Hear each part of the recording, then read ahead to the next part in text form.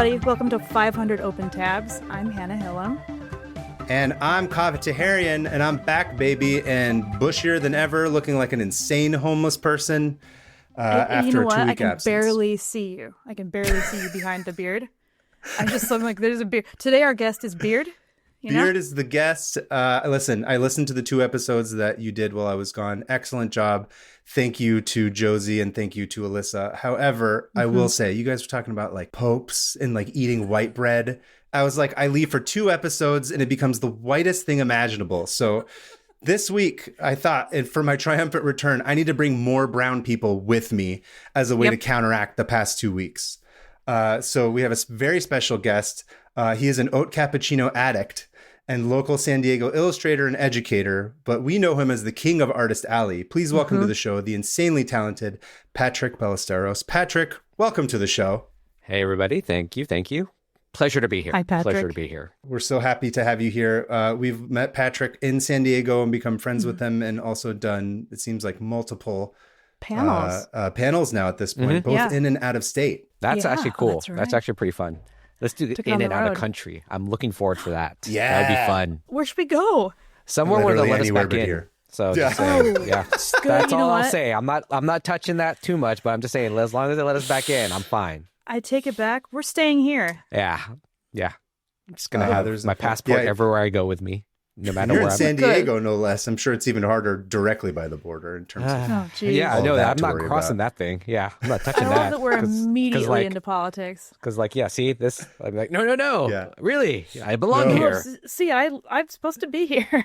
Yeah, no, my beard's good. I served in the military. That's why it's so bushy and crazy. I just look like that. It looks like you've been lost in the woods. So just for context, I wanted to get rid of it before we recorded because I haven't felt normal, because I haven't trimmed it since, like, I don't know, before before C2E2. What? And I showed a picture to Hannah and Alyssa, and they laughed at me, and they're like, no, you have to keep it for at least I one episode. begged you to So, keep it. Yes. And now I don't even know why, because the payoff hasn't been that great. It's not that exciting. I just look homeless. It's funny. You could cosplay as like a Last of Us character, just coming out I guess of that's like, true, yeah. Apocalyptic. just have a clicker behind you. Sarah could be a clicker.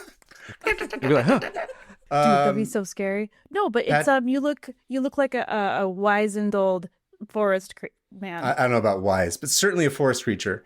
Anyway, Patrick, why don't you tell the audience a little bit about yourself, and also where do you fall in the pocket of, are you an open tab haver or are you a non-open tab haver? Where do you lie in that? So, as you said, I'm an illustrator, educator, worked in multiple fields from comics to games, kids' books, all that stuff. And people in San Diego know me for being an artist at San Diego Comic-Con, which has been very, very, really cool to be in and be a part of. And as far as a tab person, yeah, I have too many open tabs. That All right. I need to close One them. of us. Like, why is my computer so No. slow? Oh crap!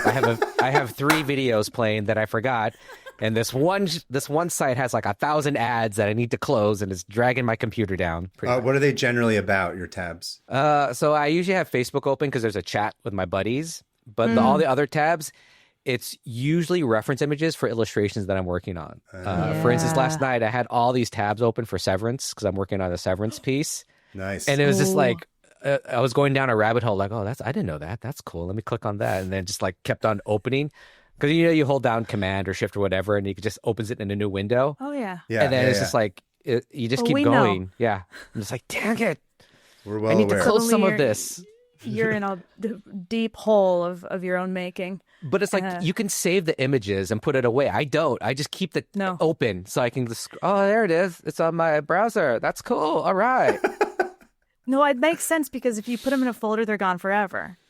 In my mind, where it's I like, just no, have need them to in my have these photos, right like here. pictures of my wife, and then also like a picture of like a bear in the forest of some sort, just as if it's of equal importance. You're like, oh my God, that's so Dude. cute. I remember that. Yeah. We piped on our TV. We can set it so that it does a slideshow of our photos, and mine was set up. And my husband was like, "No, we're not doing this," because there was like somebody with like Fosse jaw, like, or like somebody with like an airplane crash. And he's like, "No, we're not. we can't do this." Wait, quick test. What's your guys' last reference image that you saved? Mine is a man on a camel posing for a photo in front of Soyuz rocket in Kazakhstan. Whoa. That was the last one. That's cool. My last reference photo I saved was. This is fun. We're all artists. This is fun. Yeah. Okay. Patrick, you can go while she's looking at that. I'm trying to think what the last one I saved. I think the last one I did save or was looking at was a Buster Keaton and Charlie Chaplin, because that's a commission I got for Comic-Con. Nice. So I was like, oh, okay. That's a fun one. So it makes me go down that rabbit hole of like, let me do some research first, even though I don't need to. Let me know their backstory. Like, damn it. Diving too deep. You are at home here. Yeah, this is exactly. home. My last one was, I know what it was. It was the planet. It was the moon, because I needed to draw a bunch of craters. But I can't find it. It's a tricky one to draw with the moon, because sometimes it just looks like a you plate gotta get with the craters circles in it. at a certain angle to actually look like craters, but also be like in perspective, on different angles on a sphere. Yep. The moon is hard. It's harder than you'd think. I just always tell my students, if you're going to draw a circle on a sphere, just think of the Death Star. Where is the opening of the Death Star? And it just makes it easier. Right. Like, just move the eye. Okay. That's smart. The easiest way to do it. Wish I had you as an art teacher. Yeah, me too. I was like, Patrick, give us more lessons that you have. Patrick was also kind enough to shepherd us into the gallery show that's happening this weekend. Patrick, why don't you tell the audience a little bit about what's happening? We'll get into it more in depth at the end of the episode, but give us the Cliff's Notes. The quick rundown is this year is the 45th anniversary of PAC-MAN. So the city of Irvine, and I think they have, in conjunction with Bandai Namco or Namco Bandai, I forget which goes first, they're hosting a big event. Super big event with, I think they're going to have a lot of different Pac-Man games. But anyway, how I was brought in, I just know a lot of people that are part of that organization, the Great Park, City of Irvine. And they asked me, hey, do you know artists that would like to create artwork for this? Can you bring them in? I'm like, I can ping anyone? They're like, yeah. And so I just grabbed everyone that I could, that I knew that I thought would be interested, and then told them, like, if you know people, grab them too. Because I just, whatever came to my head, I was just like, oh, this person. It's like one of those things where when you're using Photoshop, you have all these brushes. You're like, oh, which one do I use? It's like, I've blanked out on what artists to invite. I was just like, oh my God, I think this one, maybe this one. So Right. It turned out pretty cool. Mostly everyone said yes, so I'm excited to see what everyone has to show. I am very excited because I was told by you, Kaveh, because you got invited by Patrick, and you're like, hey, by the way, here's this. I'm like, sure. And it turned out to be one of my favorite pieces I've done in a long time. It's been so fun, so thank you, Patrick. And if you're in the area, thank you. We'll give more details at the end, right? This Sunday, May 18th, from 1 to 3 p.m., it's the opening reception at the Great Park Gallery in Irvine. The show itself will run through September 28th, but for the opening reception from 1 to 3, I'll be there. Patrick, are you going to be there? Yeah, I plan to go. Okay. Hannah? I won't. I don't think I will be, but maybe. Keep you on the edge of your seat. But stick around for the end of the episode. We'll show our pieces that we did and go into it a little bit more. But in the meantime, enough for introductions. Let's get down to business, guys. Patrick, what have you brought to us this week as far as your tab? So it was going to start off basically with why the 80s and 90s are so much cooler than they are right now. Yeah. Mm-hmm. So I was going to bring it back then, but I was like, oh man, that is just way too much to go over because there's so much thing. And the only reason I think I was going to bring that up was just because all the remakes are based off of 80s and 90s movies that we grew up with. But I know things are cyclical, right? During the 80s and 90s, it was all like 50s and 60s and stuff. So that's why I was like, oh, is that specific enough? Do I want to go down there? Like, no, let me get a little bit more specific. So then I texted Kaveh and said, well, what about there are no more hidden gems? And so what I meant by that is, and I'll take it back to like quick story, like to show our age or my age. Yeah. You have Nintendo. You have the very first console Nintendo, the cartridge. Mm-hmm. Yeah. When it didn't work, what did we do? You had to blow on it. You had to blow on it. If that didn't work, blow on it, up and down, up and down, up and down. And if that didn't work, you'd get like a bobby pin and try to see if there was any sort of, to get the dust and stuff out, right? Dust, yeah. Where did we learn that? I don't. Right? Well, that's a good question. I don't know. We all just knew to do it, either through asking a buddy, asking a friend. There was no social media. There wasn't like a thing going around. There were Game Informer magazines and stuff like that. Right. But they didn't talk about how to fix it. You just knew. You just found out from another source. Yeah. Right? Was it natural? Was it just like maybe there's something in there, I'll blow on it? I don't know. Part of it was natural. And part of it was just a need to I need to fix this because I want to play my dang game. But I think also I probably was at a friend's house and they did that. I'm like, how'd you learn that? Right. And they didn't remember. So I'd be like, well, shoot, I'll start doing that too. Okay, cool. That works. It's like a collective knowledge. It is a collective knowledge. And so that got me to the idea of how things are now. It's all kind of like given to you, right? Oh. There is no more of that search of that, oh my God, Right. like there's a happy mistake, a little happy accident. Oh, great. Yeah. They still happen, but not as much.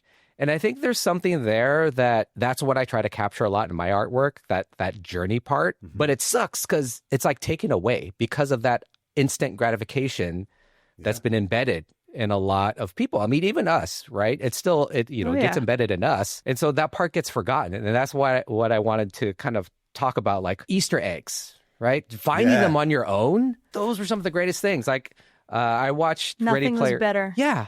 Nothing was better. So I mean, I watched the movie Ready Player One while I was working.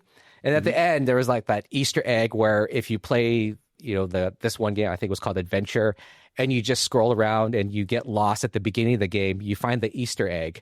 And the Easter egg is the creator's name. And you were just meant to just wander. And that's what the goal was, just to wander around. But now it's just like told to you, like, oh, just do this. Like if you're playing a game, go over here, you'll find the secret, you win the game right away. And I was like, oh, okay, cool. It's not fun. Yeah, it's not fun, right? It's funny you bring this up because just a couple days ago, my daughter is now playing Animal Crossing. And she is always like, hey, can you look this up? And I say no every single time. Because good. First of all, no, just don't stop asking to use my phone. You're 7. But there's a part of me that's just like, no, figure it out. Yeah. Go figure it out. Go ask the capitalist pig Tom Nook how to get a house. I can't look up how to get a house. You can figure it out. And she was so frustrated with me. But I was like, no, I actually think I'm going to die on this hill. I'm not telling you. You figure this out. Anyway, that's my personal experience from 2 days ago. And that frustration is, I think, important. Mm-hmm. It's really important that you go through that. And I saw this other, I don't know if my wife shared it with me or someone else. It ties into all this, is that there's 2 groups of people, knowing and not knowing, right? So, and I'll have to find later for the show notes the person that talked about this. It's a professor and stuff. But basically, the space in between is like the learned space. And that's the most frustrating area to be in. But that's the best place to be in because you're going from not knowing to knowing. You're learning that. And so the time in between, that frustration, you got to learn to appreciate and love that, or just embrace it and know that that's what you're in right now. It's essential. I think it's essential to creativity as well. I'm sure you both understand there's that the beginning of a piece and the end of a piece, and inside of the between it's just rage and confusion and anger and quitting. And for me, it's just, I have a lot of rage in it where it's just why isn't this working? And then when you finally hit that peak of like, oh, I think I got it. Yep. Nothing's better, man. You've gotten all of that knowledge and experience, and now you're at that phase. You've kind of figured it out, at least for that step. And so that part, again, it's kind of getting lost, right? That part of like, oh, where is that stem from? Where does that creativity come from? Where that creativity of someone just going, oh, what the? Oh, it works. Oh my God. Right? Somehow this worked. It's the same thing of just like, you're fumbling around trying to come up with an art piece. Is this working? Is this not working? I don't know. You put it out there. Oh, after 10 days, here it is. Okay, cool. Now I can take that to the next one. Right. I think also not just the fact that you get instant gratification of finding an answer, but also the ability to shift to do something else. And having that as an option also depletes your focus of wanting to stick with something for as long as possible to figure it out. Because you could just give up and be like, oh, I don't care anymore. I'm going to go watch a TV show, the exact one that I want, because it's immediately available to me to watch at any given time of day. Yes. Yeah. Which again, I'm not judging people for doing that. I do the same thing. I just mean that I think that that's like a framework that makes it harder to be like, I don't have any other option but to try and figure out how to fix this Nintendo game because nothing else is available. And if not, I have to sit there and watch public access of like something that's terrible on TV. Yeah. So you're like, it's this or nothing. Town hall meeting where some guy's just yelling. It's like, great. Just... But what I love is see what's even happening between all of us here is you get that bond created of other people that go through that same thing. Mm-hmm. And I don't want to say it's exclusive, but you do feel like it's that unnamed club that we're all a part of. Oh, yeah. Right? Mm-hmm. And it's like, oh, you just got your membership. Come on in. Right? Yeah, remember this? And you Remember earned this? it. You totally earned it. Come on in. People kind of roast millennials for being like nostalgic, like just addicts, you know? But I think there's something else to it where it's like, sorry, I just turned into such a beautiful discussion. You're a great person to listen to talk, by the way. Yeah. This was just, I feel like I'm in like a class. Interrupted you. Like, okay. But there's something to the millennials, the nostalgia. being nostalgic because we've seen so much happen in our lives in such a rapid way that we're kind of the last generation to remember the analog times and this time. And I think it's kind of like insane. Like it's like getting whiplash. You think back, you're like, oh yeah, I used to just sit around. We talked about this before. Like you just go outside and look at a tree. And like that's what you do for 10 minutes. But now it's like, no, I'm going to watch this episode of this show. And I mean, it's not bad, but yeah, anyway, that's just kind of my thought. No, it's it's like, not I don't think there's bad, anything wrong, but then it's like I catch myself, like you said, I'll go pick up my son from school and I have 5 minutes. Most of the time I go on my phone. Yeah. Unfortunately. Me too. The one time I forget my phone, like, oh, I do have a sketchbook. I can draw. So let me draw right now. And then you just get out and you start and you feel, wow, I miss this feeling. I'm so stupid. Why haven't I done that before? Why don't I do this more often? I can actually draw stuff. Okay, cool. But yeah, it does go back to, I mean, it's just this times, technology. But I do like the fact that you brought that up, Hannah, and that we are special. I'm going to say our generation is special because we grew up between the two. We grew up in before internet, before social media, during it, the growth of it, now after it. So we can kind of bridge that gap. And I think that's important for all of us to do is how can we find ways to bridge that gap? And that's what I tried to do through my art is like bring that nostalgia, bring it forward a little bit.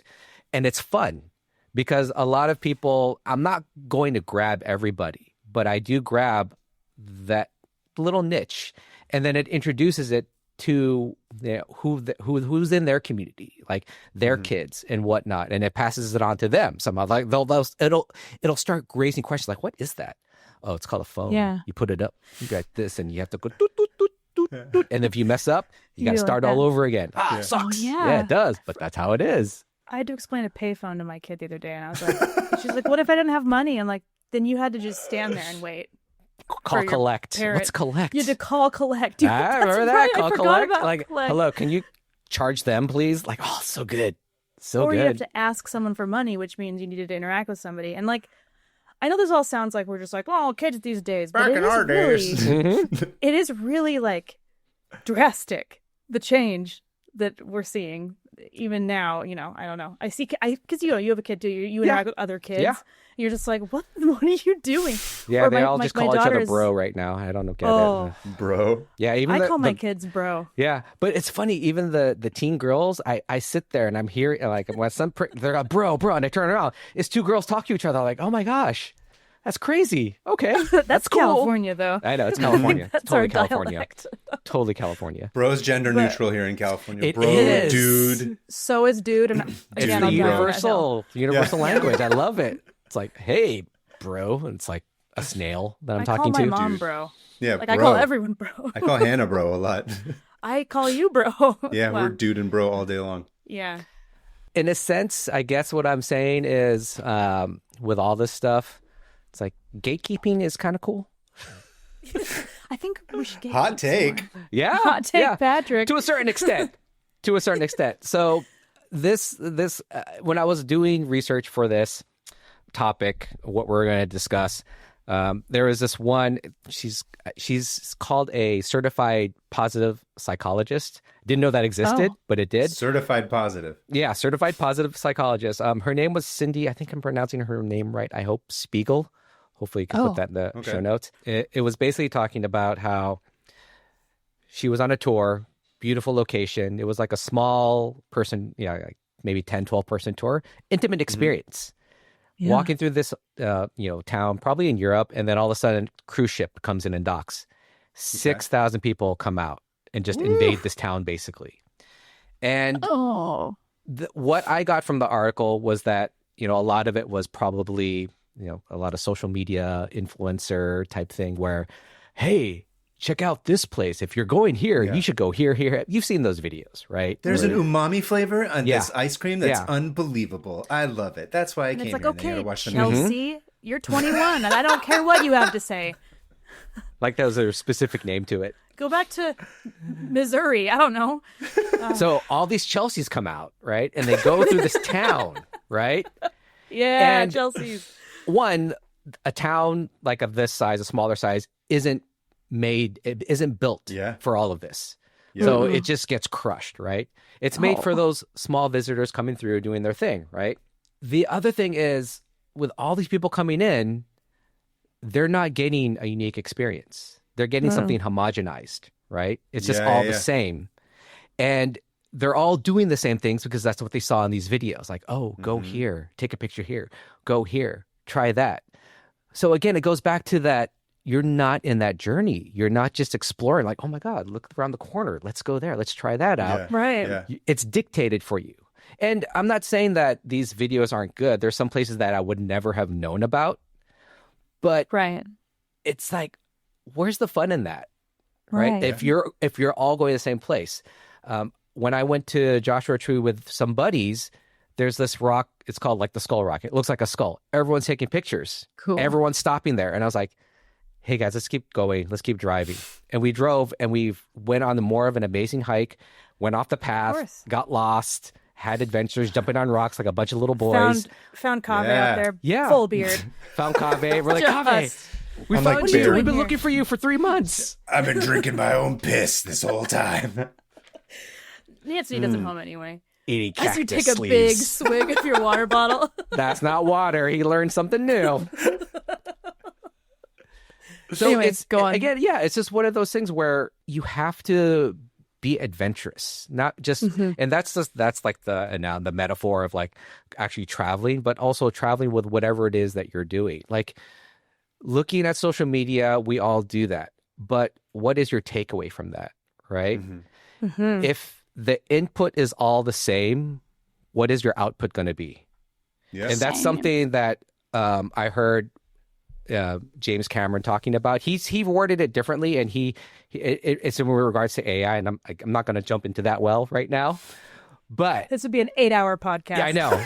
But and that's my thing with like social media and all these videos, and it's like everything is being dictated for you. Everyone is going to be doing the same thing. Like when we are all in Artist Alley, and I've seen these videos where artists share like, this is what I do. This is where I get this. This is where I get that. Right? Great. Yeah. What happens next? Everybody does the same thing. Exactly. Right? Yep. And so that's where I say gatekeeping is actually good because it forces you to be innovative. It forces you to go, I don't know where they got that, but I need to find my own thing that kind of does the same thing. Let me go research. Oh, here's the same thing, but I don't want to do what they're doing. Let me do something different. Right? Exactly. Their setups are beautiful. They work well. They make bank, but it starts to look all the same. It does. Right? Oh, Yeah. Again, I could talk for 8 hours about how the booth game has been raised up. Yeah. The standards have been raised up so high that I'm like, well, I thought this was about art. Yeah, no, it's about the flashiest booth, and It is. I want to die. I can't handle it. I mean, it's its own art form, and I've seen people elevate it, but it's within their own like style, and it feels like it gradually became that for their tables, for their booth, and stuff like that. But then there are others where it's like a carbon copy, like copy paste. Yep. And again, it's like because it was given to them, because that's easy, that's the low hanging fruit, and maybe you're on a budget and that works, and that's great. Yeah. But where's that sense of like, Evolve. oh, this didn't work? There's that trial and error. Like, can I use the this? anger. It totally fell The apart anger. on me. It's the anger. Yeah. Right? Every convention, there's something that pisses me off to the point of me changing something. Yep, exactly. And you pivot. Where it's like, that didn't work. Yeah. It feels But I like that think episode of that's The Simpsons important. where Homer's trying to build the barbecue and he's just fighting at the end. That's every convention setup for me every single time for the past, 6-7 years that I've been doing it. Yeah, no matter how long we do it, something falls, something like we got to rearrange it, we got to move it, we got to Somebody think next about to you weight. has like a giant neon sign and you're like, great, how am I going to compete with that now? Yeah. because everyone's been watching TikTok and neon catches the eye. So here I'm going full boomer. It's, but whatever. That's problematic to get into that. But to an extent, yes, I agree with you. There should be some gate. I don't even think keeping, just gate monitoring. I think there needs to be just, kind of a rethinking of what works. Might I weigh in here on Please. the term gatekeeping for it? I think it's maybe a little bit more complex problem than just saying gatekeeping, because I think gatekeeping is different because it's about not wanting people to experience the thing that you like. But I think what's changed is the incentive structure, where the incentive is not about sharing something because you're really excited about it. It's the fact that within a platform, you are essentially like bludgeoned into creating something that the algorithm will appreciate and share to the most people. So it's about the most amount of spread and views more than it is about having specific information, which, I'm not going to place judgment. I don't know. I'm sure these people are fine people. I'm sure there's fine people on all sides. But no, I'm saying that I'm not saying that they're like bad people. I'm saying that the incentive structure has essentially pushed people into doing it for the most amount of engagement. Right. Oh, yeah. And that I think has corrupted a certain level of it. And it's not necessarily because you're trying to figure out one specific tiny problem. It's like even us within the show, like how we make a thumbnail or how we title an episode is like, you can't get away with not doing some level of it. Like we're all complicit in it. Oh, yeah. Just for the people listening. It's not like we're better than them and we're not part of this. We're we're resentful of the fact that this is the structure that it has itself set up. I have paid tribute to the algorithm in many ways. We have to. But there's the gatekeeping. I think you're right about the word gatekeeping. It's like, I don't want people to not do this. I want people to enjoy it. Oh, maybe this is just bad. I want people to enjoy it like I enjoyed it. But is that gatekeeping? Oh, no. Well, it's more like, no, I think the enjoyment is in like the struggle is kind of what you're saying, Patrick, from that article. Yeah. And then that's what separates you from discovering. being somebody who's Yeah. But I'm glad you brought that everything that you talked about. It kind of wraps up the point nicely, kind of buttons it up. And to what I wanted to say, it's like it becomes performance transparency. Yeah, there we go. That's the word, performative. Yeah. And it's like, oh, let me show you this. And it's like, no, it's gaming the system. They're not showing you because some of them have that, kind of altruistic spirit where they're like trying to really help you out. But others, it's just more like, no, I want to get people to look at my stuff and watch my videos and do all this and that. My sponsors. It's like, and that's the part that frustrates me. It's like, not frustrates me, but makes me go like, that's cool. But hold on. Yeah. What am I going to do that? Do I want to do that? Like, no, I need to find my own thing. And I think because of the generation we came up with, there's a little bit more of that restraint to go, let me pull back from that a little bit. Cause that's just maybe too much on the nose. What can I do? That's my flavor. Right. But we've taken the time to figure out what the flavor is that we like. We've done that discovery, that journey, and I think that's the part that's getting lost, and that's why I brought up the word gatekeeping, like gatekeeping to like kind of reel you in a little bit, so that you kind of figure out what's your secret sauce. Right. Also, I'll say people will get mad at those kinds of people who engage in this way, and rather than getting mad at those people, which most people do on the internet, instead think about, why do we have a system where that's the only way that somebody like that can make money instead of engaging in the actual thing that they're making? That's the bigger problem. It's not these people specifically. It's the system in which we all exist. Everyone's trying to make a career. Sorry, I keep interrupting you. Go on. No. I was just saying that's the end of I was like you said, Hannah, I'm like, this could be a 6-hour podcast where I complain about all of that.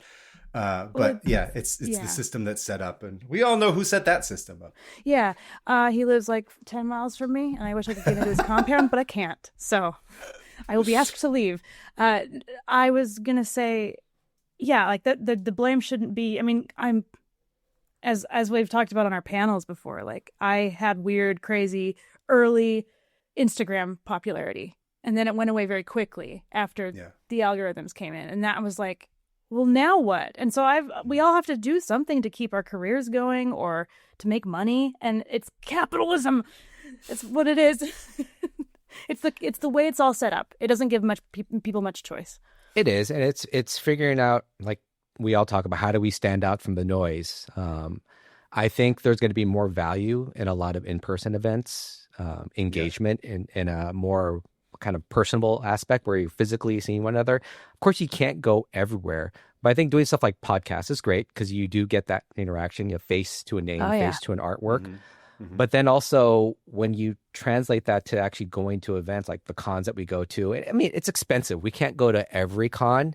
Right. But I think that's what people are, in regards to artwork, valuing. They're valuing the art, but also they're valuing the person behind it, right? They're valuing that, I seen how you grew. I watched your journey on social media, which is a great thing because I'm 1,000 miles away. And now I get to meet you in person and kind of talk to you and see how that is. So as an artist, with all these things, with the journey and whatnot, you can't just be a good artist anymore. You really have to be someone that can engage with with an audience. You have to be someone that knows just how to kind of have a conversation, right? And I think everyone here can do that. Because I've seen you guys on here. I've seen you guys in person. And you do a great job of that. Yeah, we don't. Exactly. We don't. That's a nice way of saying that we just talk at people. So. See? I like to phrase it nicely.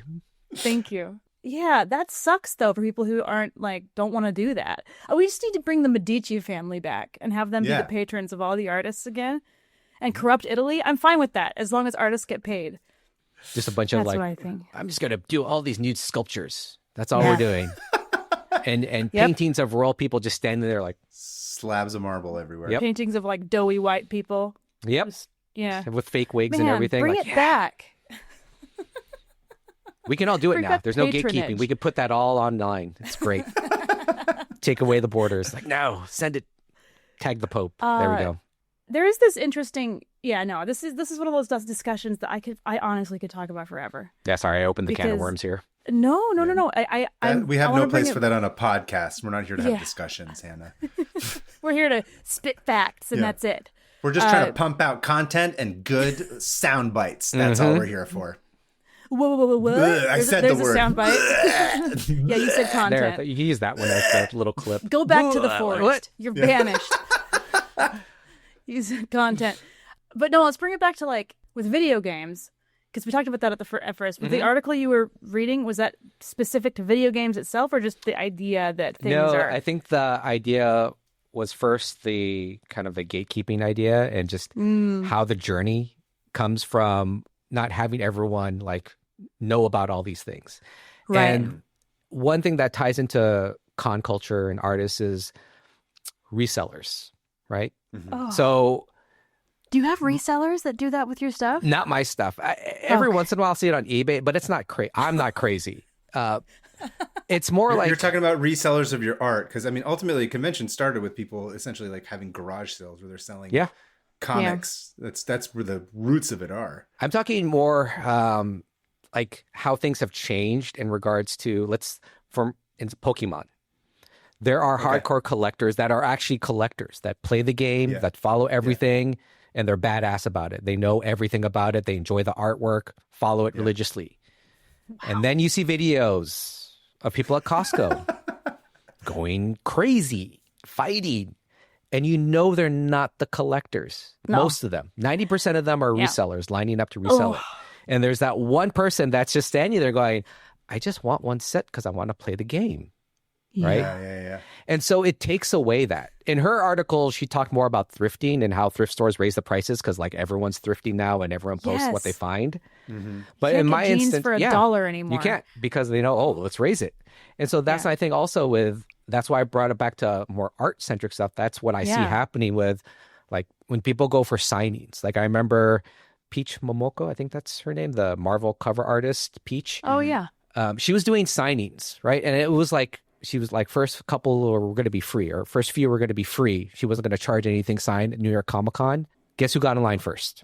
The resellers. All the resellers.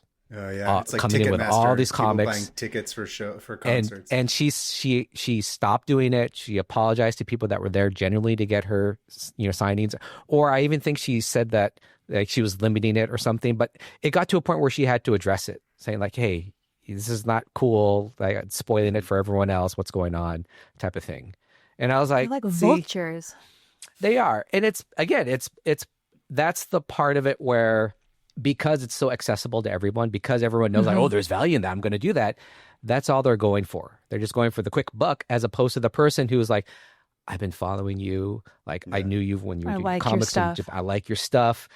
And granted, I am fortunate to have a line. I'm not going to gatekeep that. Every artist wants a line. Every artist wants to be busy and sell out. But I know genuinely for a fact that everyone on that line, I walk up and down that line. I talk to them. You do. They're there for the art. Like the mayor of Artist Alley. Do you really? Like, hey, how are you? Nice to see you again. I go over to your booth and I'm like, sorry, what is this? There's nothing like that happening anywhere else. It's really cool. It's really inspiring. I'll be honest. Like it's Thank you. It's very much so. You somehow are able. I'll grill you about it later sometime. But it is fascinating the way that you interact with. I'm local to San Diego. A lot of people are San Diegan here. Local hometown boy. The other part is it's a culmination of 10 plus years of doing this stuff. There it is. Right there. It's not an overnight thing. I didn't go viral. It's been like this because I've been consistent at it. I've been lucky enough to get back in, but I'm also knowing that this is my biggest show. I come to play hard. I go in, all in, every year. And so it's really cool. That's why we have you on the panel, because we're like, how do you build this community? And it's been really enlightening. We're all nervous. We're like, do you think Patrick would be on the panel? Because like Patrick's so good. Of course. Pop-ups. And at first I was like, who's Patrick? And you're like, that person. And it was this crowd of people. I couldn't even see you. It's like, hello, I'm right like, here. hey, Patrick. But yeah, it just goes back to getting lost. Honestly, that's the most fun thing to do. Being okay with getting lost, and lost can mean that frustration stage of learning something, whether it be art or not, but just enjoying that phase. Even in gaming, there's that frustration phase. I suck. I can't get past this boss, or I'm getting killed so many times. Then you move on. You get better. With art, same thing. It feels like the same thing. You're trying to get that end boss, but you know what? Yes. That end boss, there's always going to be one. But it's like, how did you build up your character? How did you build up your skills to kind of find that beast and get that beast, or whatever that end boss is? The confidence, especially as it relates to art. Yeah, it's hard. I mean, we're in a cave most of the time, but it's that's why you need that community. Like we talked about at the beginning. Where's that club? Where are the people in my club that I need to find? Where's my my dungeon crew? What is it? Where's my tank? Where's the FPS? We gotta get some video game terms in here. So sometimes it's almost like that thing where like you're fighting a boss, but then the next room is the bigger boss, and even then it's still you just Yeah, you go, oh my gosh, okay, let's do it. You just go, let's do this. And I think that's right. It's a fun it's a hard, but it's a great mentality to have, because then it's just always like, aside from having to deal with taxes, that's like these are like fun beasts to tackle. That's like, that's whatever. Yeah. This isn't taxes. This is fun stuff. This is like, life hack. Don't do taxes. Yeah. I'll say this too. That's my in problem. terms of not what legal you're advice here. Patrick. Just saying. Yeah. I was going to say, the process of doing it is the thing that makes you the creative person. Yes. And that's why most artists I know don't really care to look at their own artwork. Not because they don't like it. It's just sort of like, well, I've already done it. I'm done. Like that's the process of having gone through creating that is the thing that was the experience.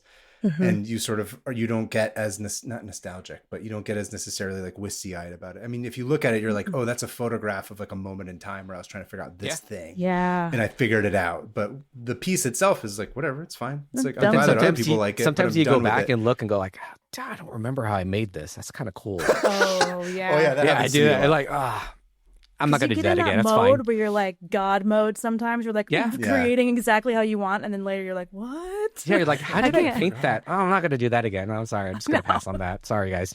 I'm going to take that out of my portfolio because I have no idea how I did that. There's a still life I did freshman year of college that stopped the teacher in her tracks. She was like, this is amazing. I have never done anything as good as that since I was 19. But I remember just being like, I can do art. Nope, never. Can't do anything like that. Just kidding. Yeah. Well, that's awesome, Patrick. Thank you so much. It was a very thoughtful tab. It was very wonderful. And like, sorry, Hannah, I cut you off. I don't care. I hope that was.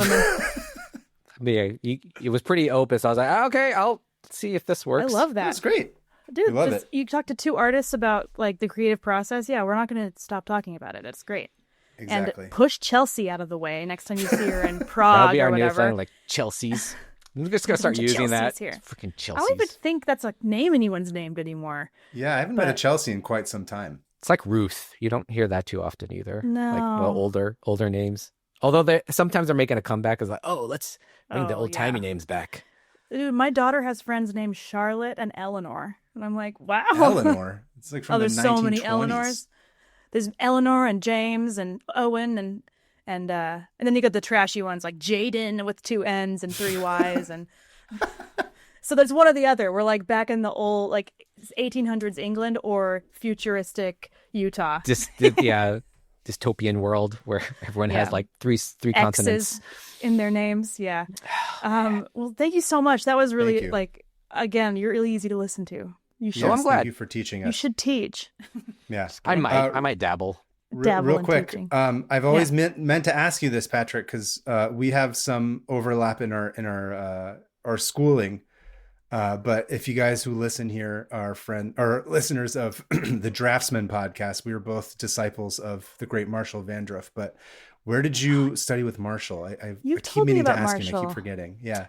Okay, so in the early 2000s, I was working at a military base as a graphic designer. I was a civilian on the base. And at that time, I was taking art classes right out of college because my portfolio was horrible. So I was trying to level up. I just was talking to different friends who had taken different workshops because I was just trying to soak up as much information. There was no YouTube at this point. Mm-hmm. So you had to find the teachers. And how you find the teachers was word of mouth. It's not just like a ABC or like, oh, yeah, take this. But no. And I heard of this. Someone mentioned, oh, Marshall, he does anatomy classes, he does composition classes. You should really try and take a class. And I was like, oh, where does he teach? Is he, and it was kind of hard to find the information, but I found it. And that he was going to do like a 5-day composition workshop or 3-day composition workshop at Cal State Fullerton. And I was like, yep. Okay. And so the class time was like 6 to 9, Tuesday through Thursday, midweek. And I was in San Diego and I was working full time. So what I would do is as soon as I got off to work, I would drive up, do 3 hours, drive back home, go to work. And I did that for 3 straight days. It was rough, but the information was awesome. Yeah. And I just learned so much. So it was well worth it. And so that was part of the journey again. It literally was a journey. And I remember that time vividly. I remember my learning and I remember everything that I got from it. And it makes it, now that I haven't thought about this in a while, I'm glad you brought it up. It makes it even more special. Like I remember where I sat. I remember having a tape recorder. I have like all the little tapes. I tape recorded everything. Tape recorded it and I would listen to it on the drive home. That's awesome. So I remember all those things and it just makes that time more memorable. That could be something that I can put into a piece. Maybe not me sitting there, illustration of me sitting there learning from Marshall, but something along those lines. And that's what I draw upon a lot. It's the same feeling. Yeah. And that's the thing is you understand that feeling and so you know what to channel. And that's the part where I hope people in their own way right now can find that because that is the secret stuff. That's the stuff that you want to like put in here so that when you put it out there, people go, oh, yeah, and makes them think about something, makes them remember stuff. So that's what I try to do. That's how I met Marshall. That's wonderful. I want to meet Marshall. He sounds He's awesome. the best. He taught at my undergrad.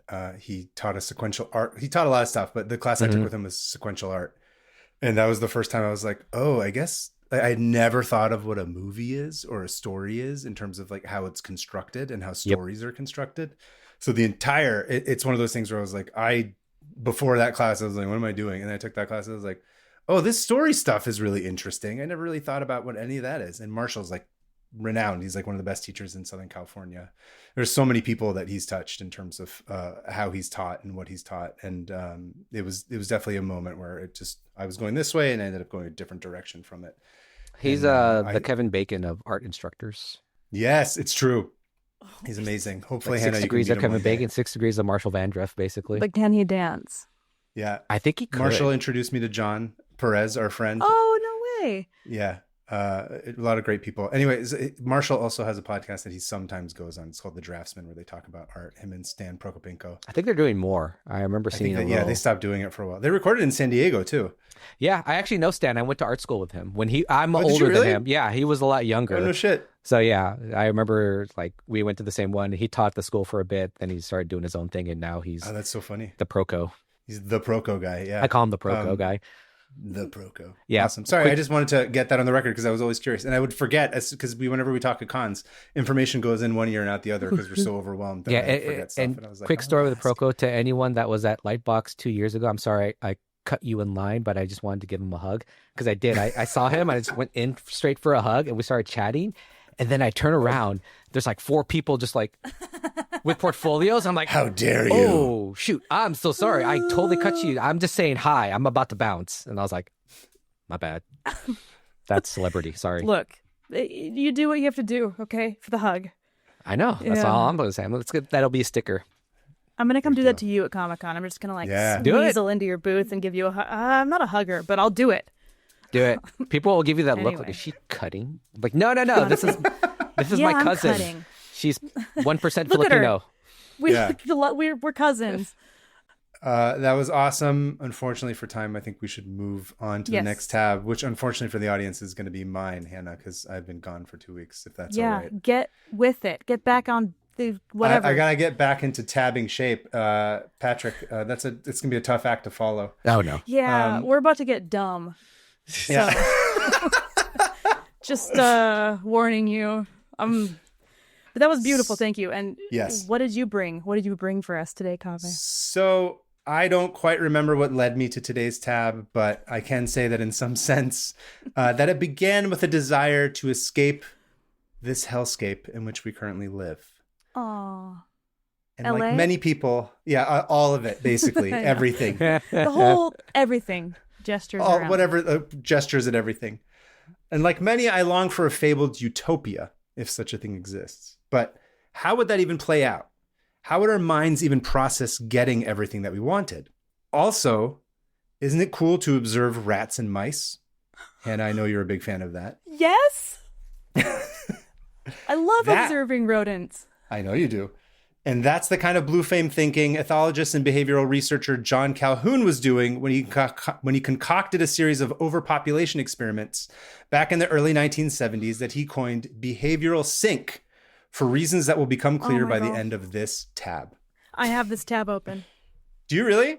Behavioral sync, yes. Wow. Oh, shit. Yeah. How much have you read about it? Barely. I remember reading a little bit and being like, oh, I got to save this for later.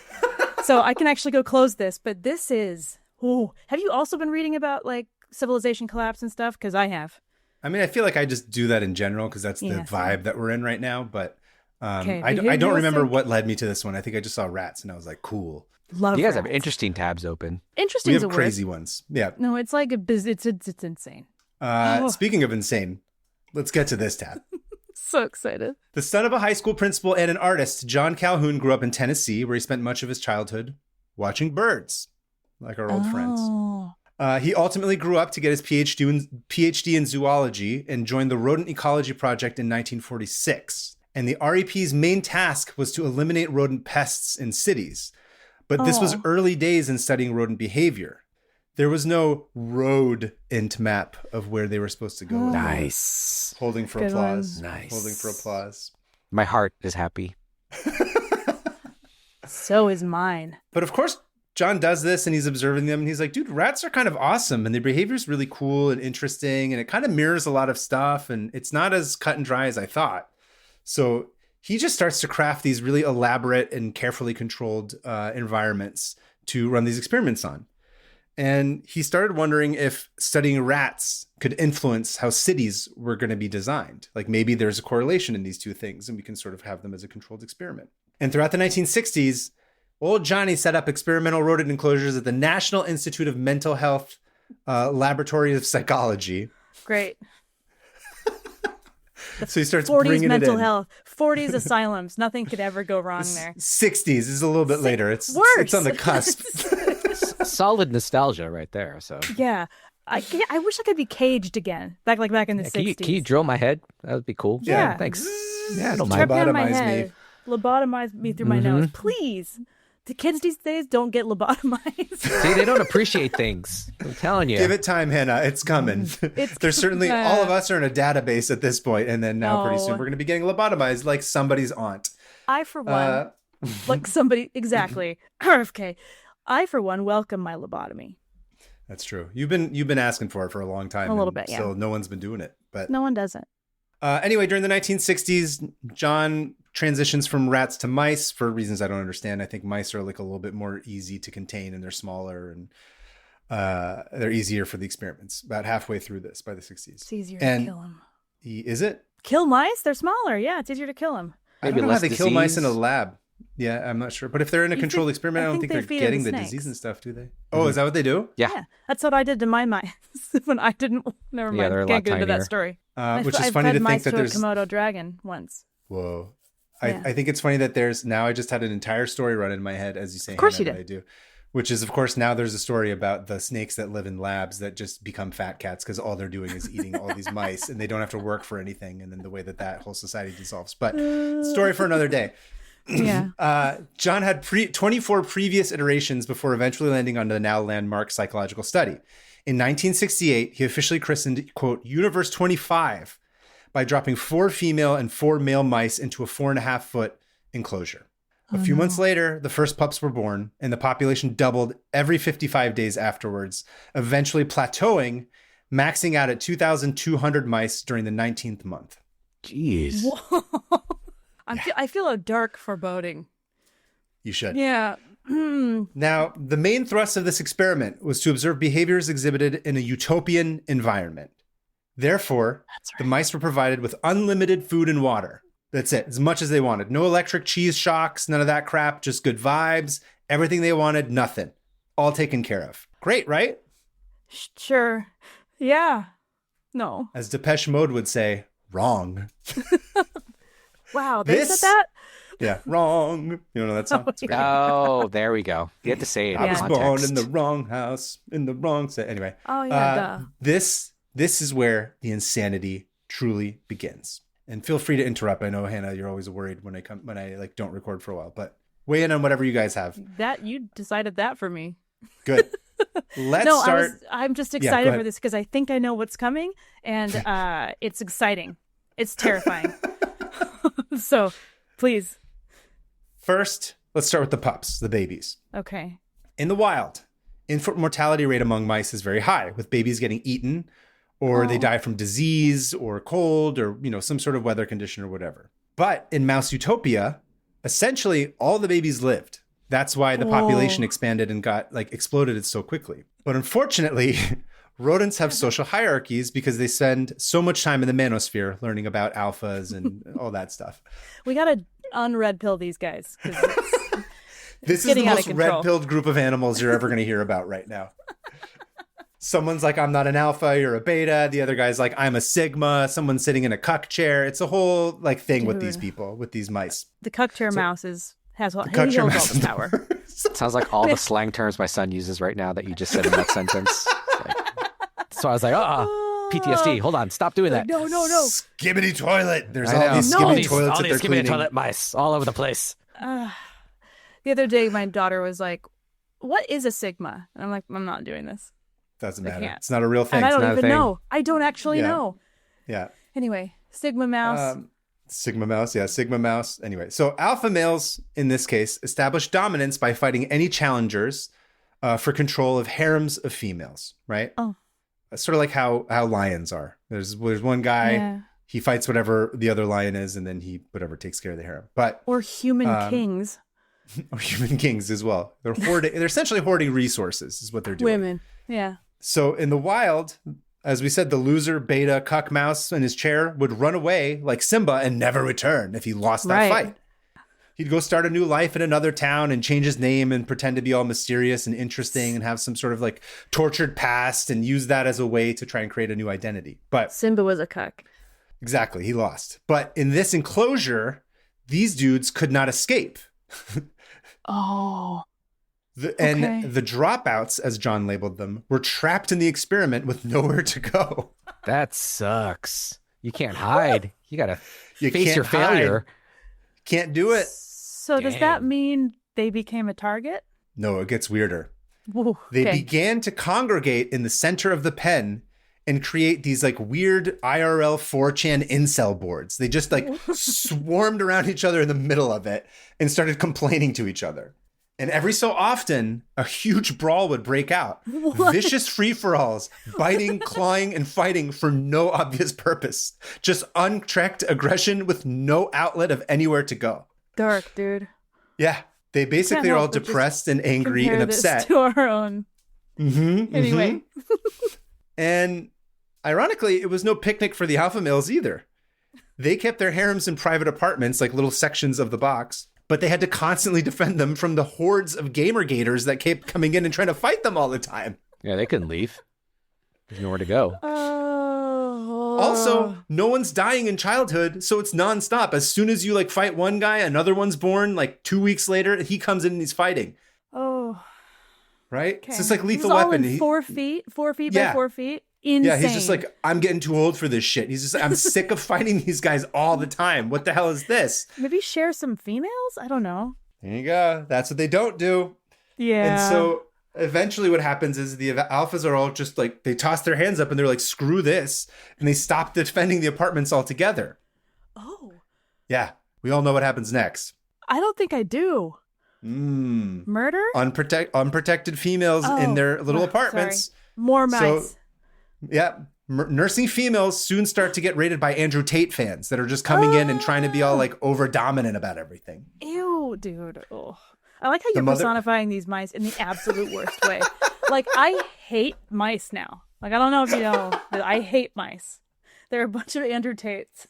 Gonna feed them all the snakes, right? Now Hannah's gonna get a snake. Just like feed There's it. not There a you snake go. big enough to eat Andrew Tate. Eat all of and these. his- That's true. If Gonna there have was, like I 5 would snakes.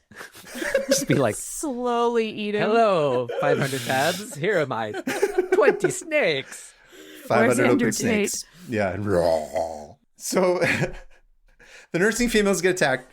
The mothers fought back, but often to the detriment of their young, right? Because you're in the middle of a brawl with Right. like this insane dude, and then you're like stepping on them or like, you know, killing them by accident. Oh. And a lot of mothers were suddenly like, dude, I can't take care of you. And they kick them out and they're like, go get a job. And they just like kick them out of their nursery Their in the babies? apartments. Yeah. Oh, no. They're not ready. And they're not ready. They kick their pups out too early. Unsurprisingly, these pups grew up to have emotional issues and trauma that they carried into adulthood and failed to develop healthy social bonds. Dang, man. Oh, my gosh. Okay. We're mice. We're all mice. Right. Orphan God's females. 4 foot by 4 foot enclosure. That's what Exactly. we are. That's Or the just have simulation, harems. so to That's speak. have a Yeah, bunch right? of harems. There we go. Oh. Orphan females began isolating themselves in empty apartments, which is not typical behavior for mice at all. Sad. And this to me is the most incredible part of it. I love this. I mean, I don't love it because it's terrible, but it's the funniest part. The orphaned males, on the other hand, took to grooming all day, preening and licking themselves hour after hour. Just constantly. Just constant self-care. looking in a mirror, brushing their hair. Yeah, yeah. It's like a bunch of little John jiggly referred to them- mices.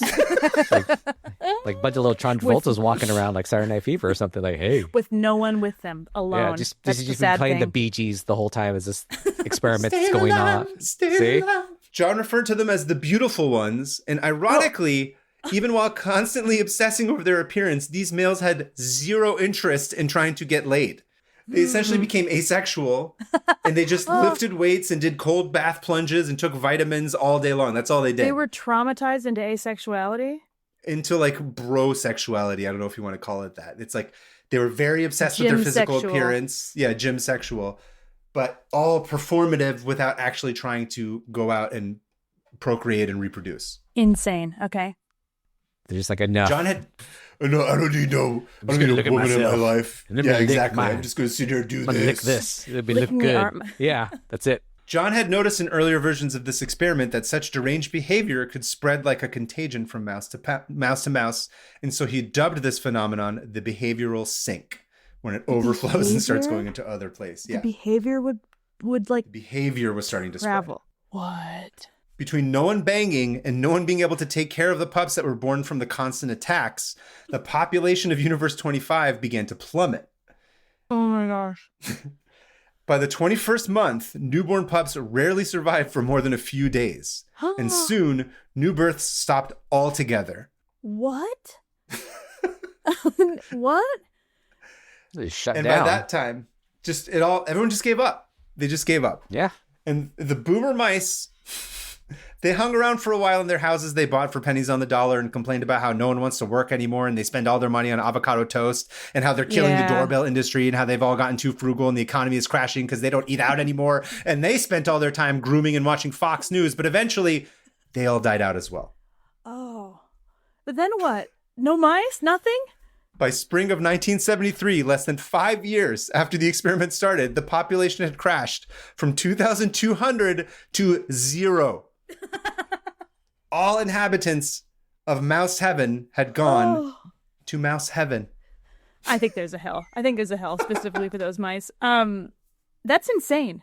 Complete population collapse due to this collapse. Behavioral sink, whatever that is. Yep. Sorry. I say you're saying Star Trek can never happen. Yeah. Not for mice contained in one space in the area. If they had spaceships, they might have been able to. If it can't there we happen go. for mice, and then it can't happen for us. I'm spiraling. Dude, here it is. It's nice to have you back because when you're not around here, I do spiral into existentialism to the point where I focus on the late Bronze Age collapse for a week straight and have literal nightmares about it. And then you bring me this. Just personified the late stage capitalism collapse, essentially, but through mice, so it's easier to process. It is kind of like the graphic novel Mouse. Yes. They all famously, were sitting around grooming themselves all day long while everybody else got eaten in the center of the box. So why did this happen? Is there any... Okay, I guess you're going to talk about it. So it's interesting because this is essentially since then become like a litmus test for where you land on the political spectrum. And depending on where you fall, you can shape the results to fit the worldview and your worldview and where you think the biggest problems in society lie. Oh, right? Fascinating. So you can, whatever your stance is, you can find a reason that justifies it based on what this experiment tells you. You're right. I read a few of them. We need to have more babies. I read a few of them that I think is interesting, but I'm curious as to what you guys think. And we're not going to judge, obviously. I'm just sort of curious what your initial reaction is. This is where I come out as a trad wife. No. I'm kidding. No, it's just too many. That's the thing. Too many people in too small a space with it can't end well. I don't know. That whole thing is crazy. What about you? mean, they had like all the food and water they needed, but that's only one resource. There was so many other things that were lacking. And I think a lot of it just comes back down to just the learned behaviors, the actual interactions, the bonds that were lost. So it's when there is none of that anymore, then it is basically you turn into savages. Even within animals, there isn't that instinct to do this or that. You lose that, then it's like, what's the point? That's what I think that's why they started grooming themselves. Like, what's the point of doing that? I'm just going to sit here and just do my thing. The heck with everyone else. Which you can argue is that a form of intelligence almost, because you're like, if it's like a fleeting kind of pointless task, isn't it smarter to not engage with that and just sort of self-preserve if that's like your ultimate directive is to just stay alive as long as you can? Like you say, you could be a case for anything. It's like, but it's like, what's your personality? Are you going to be sitting there and let it go, or are you going to be one to like, how can I make this better? It just depends on what side you want to take with that. What it tells me is that even the people that with all the harems and money and whatever, if we want to equate that to, they're also going to die and not have anything to remember them by. That's true. That at the end, you can't, the social hierarchy will collapse no matter what. Mm-hmm. And we're all going to be so dark. We're all going to be in the same dirt. Well, it's true. It's like, we all die, but what are you going to be remembered for? Are you going to be remembered for like, okay. There's free people in history that are remembered for great things or horrible things, what their names are synonymous with. For us everyday people, maybe it'll say like for me, like I was a good artist or whatever. Is that going to matter? No, because the people that care about me, that are going to be at my funeral or whatever, be my family and friends. I'd rather be something like he was always there for me. Like he had my back, things like that. So again, it's perspective. He groomed himself all day. Yeah, he just licked.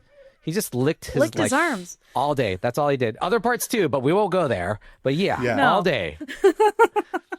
Dude, that is like mind bending. That it's crazy how something so innate, like the actual like wired nature of a mouse, could be completely shifted in one generation. Yeah. Just by there being too many. I don't know. Like what was it that caused the collapse? Was it having too much resources? Was it not work? They don't work hard enough to get with their food.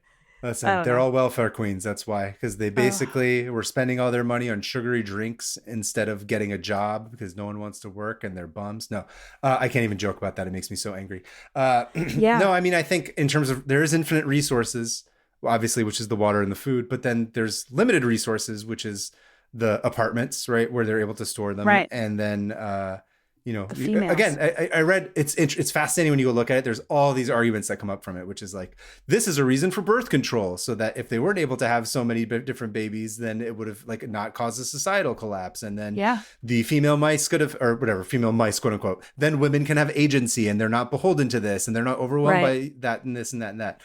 And then the other end of it is like, okay, well, the alpha males are just hoarding everything, and they're hoarding, like in this case, their resources are the females. That's the resource that they're hoarding, and the apartments. They're not letting anybody else get in. And so then essentially like a small group of people have all the things that are the most important, while everybody else is meant to fend for themselves in the center. And also there's no like, mental health options for these mice that have been like essentially destroyed by some weird alpha. Kicked out. Be like, it's okay. Maybe you're not a fighter. Maybe you're an artist, and like your job is to make whatever, something else, instead of trying to like exist in a society that is not like does not revolve around your talents or like the ability to go somewhere else and restart and like rethink your idea of your identity. I think that's a big thing. The crux, I agree. Is that they couldn't get out. That was what made this all. There was no pivot. There's nothing that that was it. It was the either this or death. Okay, die. That's what happened. Yeah. And then they're all just fighting each other. We solved it. Ha! We solved it. Close the tab. We solved it. People in a room. No, I'm so glad I can close that tab because I've been wanting to read about it for the whole time. This is amazing. Yeah. Anyway, that's my tab. I think it's a little bit of a shorter one than I normally do, but I just thought it was insane and comical the way that it panned out. Like I said, and it's also the litmus test part of it is really funny to me.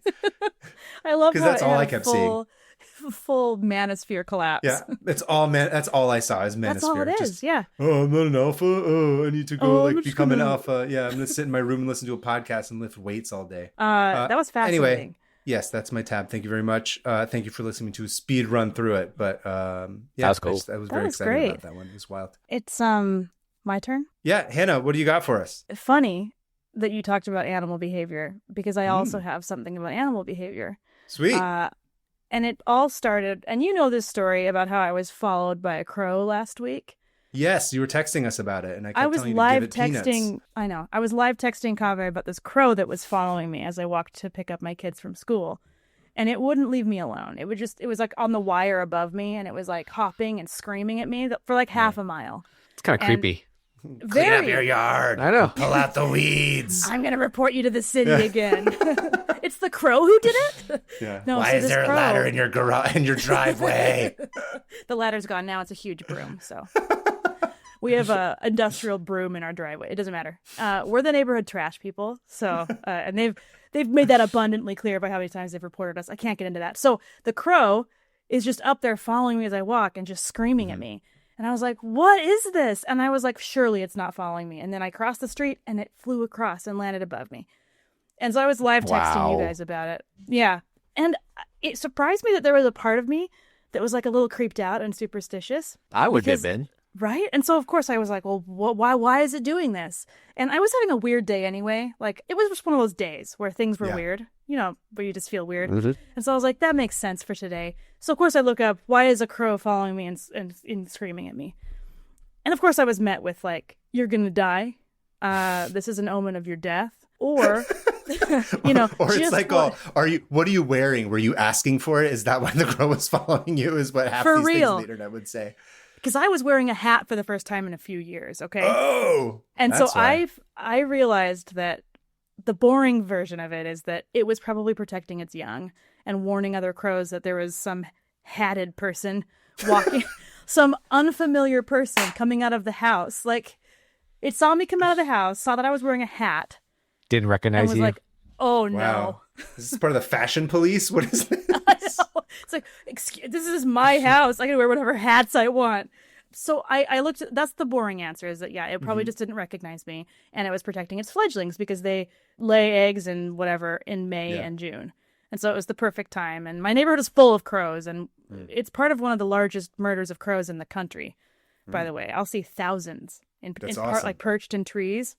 And then they're all pooping at the same time at the Target. So I got out of my car at Target and just crows in the trees just pooping, and I'm like, great. So yeah, of course I was like, well, why is this happening? And I don't even get scientific answers. I get the fun ones, like you're gonna die, or someone you know is gonna die, or a spirit is contacting you, or change is coming, or you need to make sure that you steer clear of danger, and stuff like that. And I just fell into a crow hole, you know. I'm so sad that I didn't put up any of my artwork on the walls, because I have that one drawing that I did of a crow fighting an octopus, because I'll put it into the show notes. We'll place it in later. But the thing I always remember about crows, the reason I drew that piece is because crows, first of all, they're as smart as a 7-year-old, I believe, is the cap. Really? In terms of what kind of intelligence they have. Oh yeah, they're like problem solvers. It's fascinating. I'm going to get into some of that, but okay, go ahead then. Yeah. Spite is the short version of what I was going to say. Crows hold grudges. And I think somebody that wore a hat at some point in the last few years did them dirty. Something, some unforgivable thing by a behatted person. What's the word for hat wearing? Behatted? Sure, like bespectacled, behatted. I didn't know that was a thing. I learned something new. I'm going to just go into the kind of the winding crow hole I went down. So, first of all, ravens and crows, different. But in folklore, they're kind of interchangeable. Yeah. They look a little bit different. Ravens are about twice the size of crows. They're huge. in the same, massive. And if you ever hear, you guys know what crows sound like when it's like this. Ravens have like this croaky noise to them. So they're like, I can't. We'll put something in. They sound like they're croaking. So you can actually hear a raven, and they'll hang out around crows sometimes. And but they're massive. Sorry, the ravens make the croaking noise. The crow does not make the croaking noise. That's bad branding. Somebody should redo that. I know. Let's talk to whoever runs the crow. I don't know. Runs the English language. Runs King Charles. Sorry, I'm just bringing all the dad jokes fast. I have 2 weeks to catch up on. Continue. Stop! Don't stop. So in folklore, I got like really into it because I like mythology a lot. Yeah. And the first thing I thought of was Welsh mythology, of course, because I did a lot of studying of that for a graphic novel I was going to do. I was modernizing a graphic novel, and one of the people in it is called Bran Bendigeidfrad, which is Bran the Blessed, king of the Britons. And Bran means raven, and he had like the raven symbology, which is also how when I was watching Game of Thrones, I was like, oh, I see where Bran Stark's. I see where Bran Stark's is. I called it on the first season. Yeah. That's cool. I was like, Bran, okay, Raven, here we go. And I called it, and I felt really good about myself. Good job. Thank you. That's a good catch. I know. King Bran was he battled the King of Ireland, and then he was beheaded. But he was a giant. And so all of his men had to carry his gigantic head back to England or back to Wales. And in the story, he just makes jokes and laughs with everybody and entertains them as they take him to his grave. Oh my God, you're a descendant of them because you also have a giant head. That's probably what they were all upset by was the giant hat. The hat was probably a size like 37 out of a scale of 7 1/4 up. Look, I have to buy hats special made. Okay, I know. All right. Generations of crow hate just came down on you. That's what it was. Look at this big-headed idiot. There she is. Get her. Oh, he would have liked me. I had a huge head. We would just hang out with Bran. Anyway, so they buried him in London, his head. And that's where the Tower of London now sits, apparently. And they still have ravens to protect them. Because in this case, ravens are protection and crows are protection and battle. Anyway. And so I thought of that and I was like, well, there's got to be other things. Where'd the omen of death come from? And of course, it's because they just eat anything, including corpses. And they love plucking eyeballs out, especially. Ravens, man, they love eyeballs. They'll just go right for the eyeball. I thought that was just a movie thing. That's crazy. No. Persians will eat that too. They don't care. They'll just like throw everything into a stew like a lamb's head. It's their jam. Really? A lot of brown people do. They'll just eat. We're not wasteful. No, I know. We're not wasteful. I mean, I won't eat it because it's gross and I'm grown up here and I'm whitewashed, but I'm scared of it. But lamb's head, that's a full, they'll eat it for breakfast. Lamb's head? Yep. Baby lamb for Or breakfast. cow's head. Yeah. Or just head for Okay. breakfast. I mean, I've Calipoche is what seen- they call it. It's feet and head. We're like the ravens of the Middle East. Well, there's some Middle Eastern folklore about ravens that I'm going to get into, but the death and destruction aspect really solidified in Western culture during the plague because Sure. they had barely enough people to bury the bodies as it was, that they would just kind of leave them in piles sometimes, which would attract thousands and thousands and thousands of ravens. Whoa. And so the screaming of 1,000 ravens while you're watching half your family die. Yeah, it's probably not like a good association. That sounds like a good heavy metal record. I was going to Wow. say, it sounds like a band, yeah. Right? So when the plague was over-ish, it became a traumatizing thing to hear a bunch of crows. Yeah. That it's like death is coming, because it literally would, and there was no escaping it. And so that's kind of where it solidified from kind of being this wise creature to something more sinister. But there's also crows in the Bible, in the Quran. There's crows in Norse mythology. Like Odin had two ravens who would he named Thought and Memory, and they would go out every day and collect info and bring it back to him. And so there's also India also has a god who rides a giant crow. Nice. Persia has instances of blackbirds acting as like a sort of messenger for the Zoroastrian religion, so it would like come and bring messages from God. Nice. The Philippines has a fairy tale about how the crow became black, meaning that it used to be white, but it flew too close to the sun and singed its feathers. So all of these things are interesting. very like the crow being kind of a trickster. And same with in the Pacific Northwest Native Americans, they have this the creator of the world as a raven. And it creates the world by accident pretty much because it got bored and it decided to open up a clam and inside was humans. And I just love the idea that like it's like I'm bored. What's in here? We're a clam man. But he loved the humans when they came out, and he like protected them, and so they see crows as protective and ravens as protective. So, as is true with a lot of things, we don't really give enough credit to these ancient people who actually kind of figured out how intelligent crows were a long time ago, and they just didn't have any. There's no scientific explanation for it, so they're like, oh, they must be harbingers of the, of the afterlife or whatever. And so that's when I was like, those are fun ones, but really, what were the crows actually doing to me? Why were they screaming at me? And so that led me down this amazing Instagram account called Corvid Research by this woman named Kaylee Swift. And she's like a crow expert, you guys. People who are listening, go follow her. Related to Taylor Swift, I assume? No. She's like one sibling became a pop singer, the other one became a crow expert. Well, not just a crow expert, but a crow funeral expert. Crow funeral? Because crows have funerals. Oh, no shit.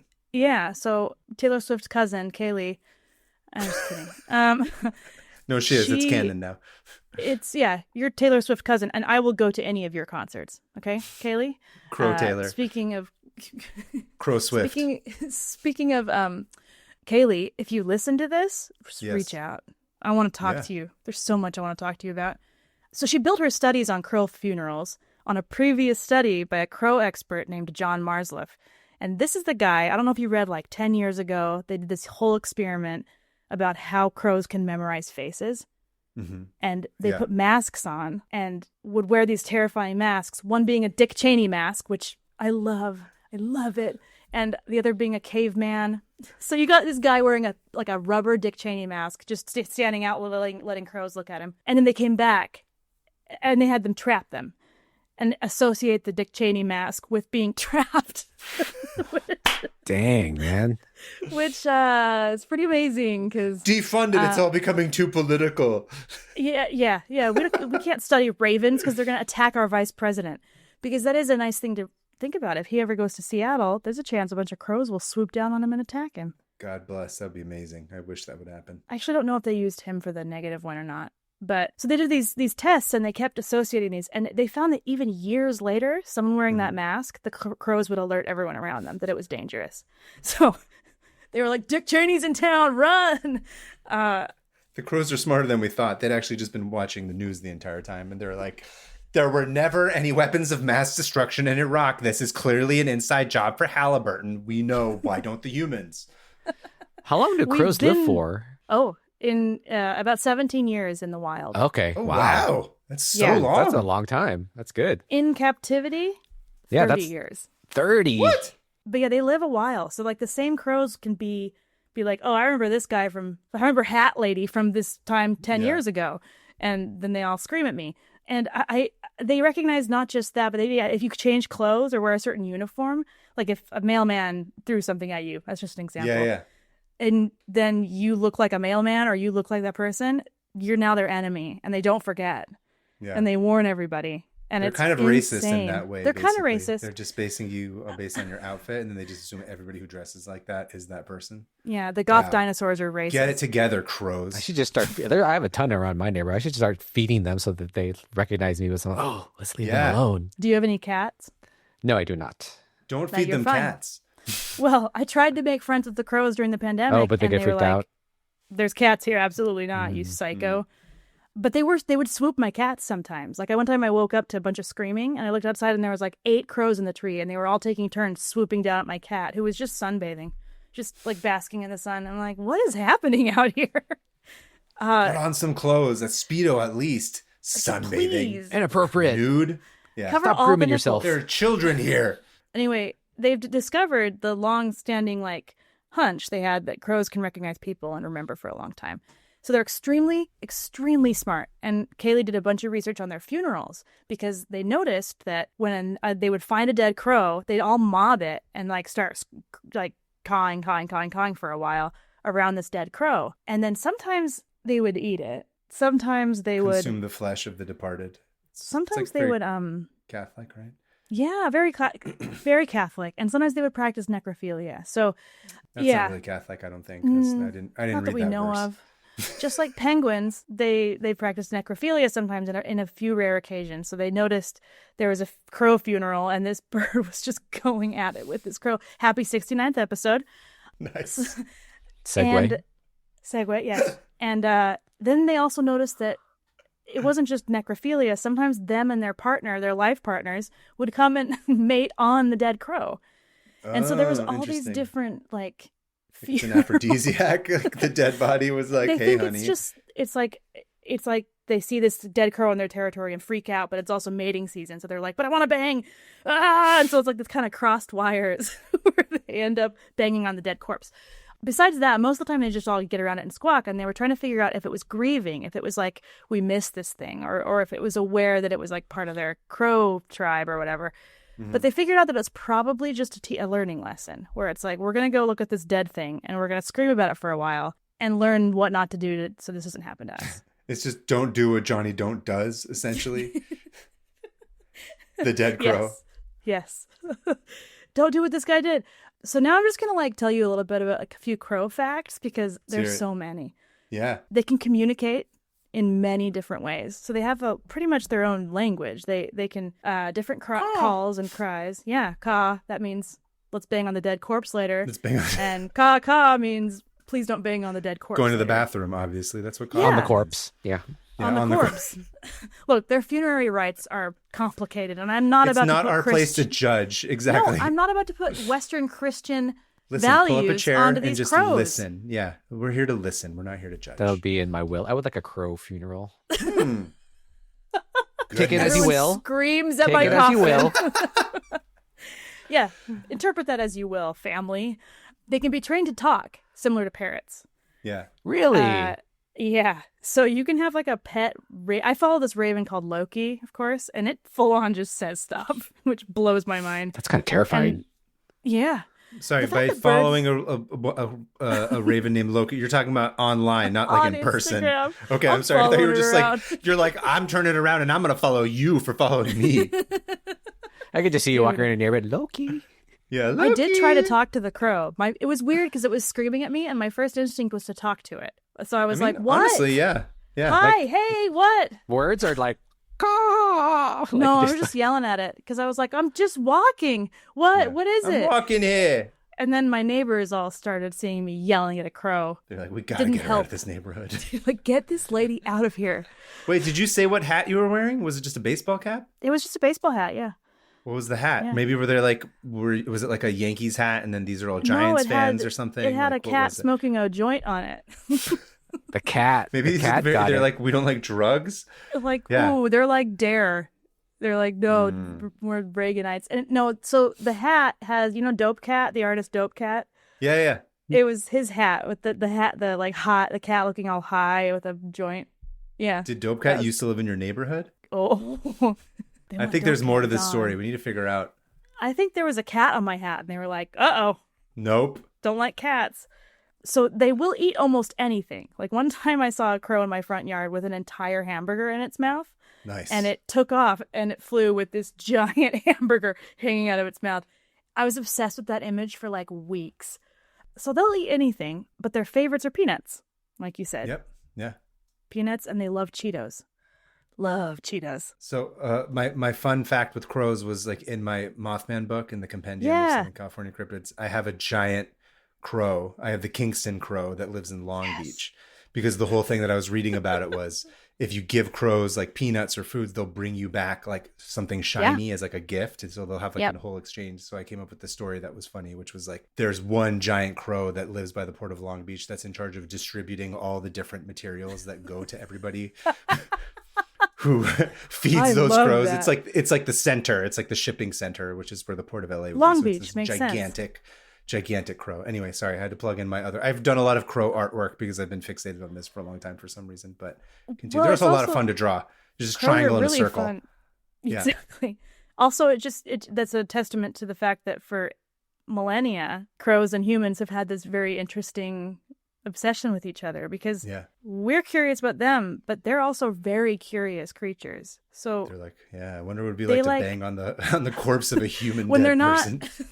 But sometimes they just sit there and observe and memorize and watch us do things.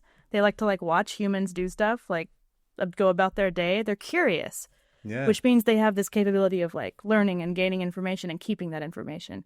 Yep. Their brains are completely smooth, which is surprising. That's what I've always wanted for myself.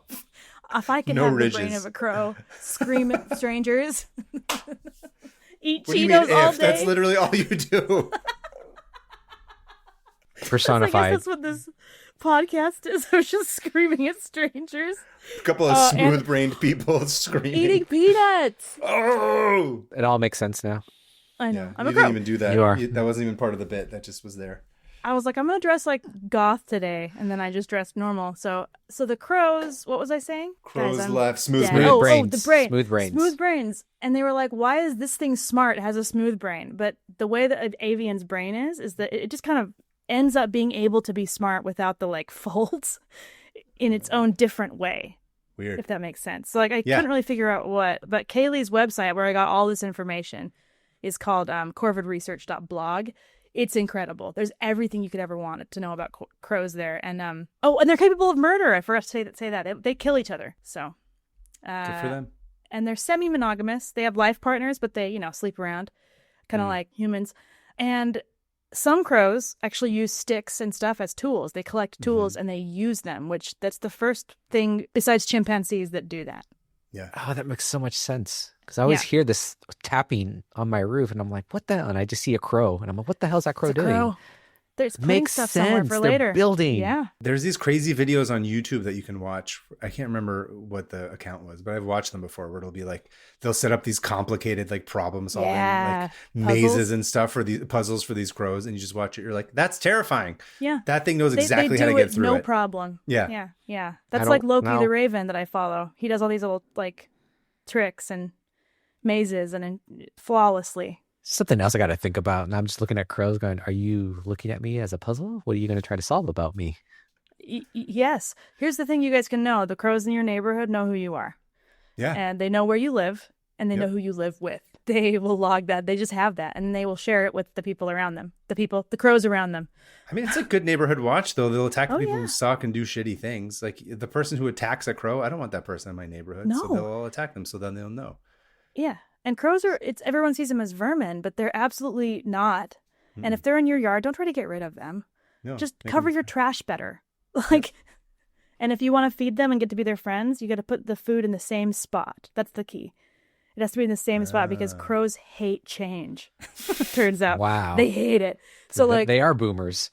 They Yep. are. They're like, whoa, the food is like a foot away. I can't. Disgusting. It's the Can't wrong do size. this. Or Wrong like, size. Where are you putting There's that? something new on this porch. I'm not into that.